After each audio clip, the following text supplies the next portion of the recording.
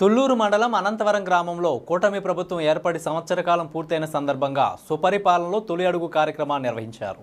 ఈ కార్యక్రమంలో గుంటూరు జిల్లా టీడీపీ అధ్యక్షులు తాడికొండ శాసనసభ్యులు శ్రీ తెనాలి శ్రవణ్ కుమార్ పాల్గొని ఇంటింటికి వెళ్లి ఏడాది పాలన గురించి ప్రజలను అడిగి తెలుసుకున్నారు.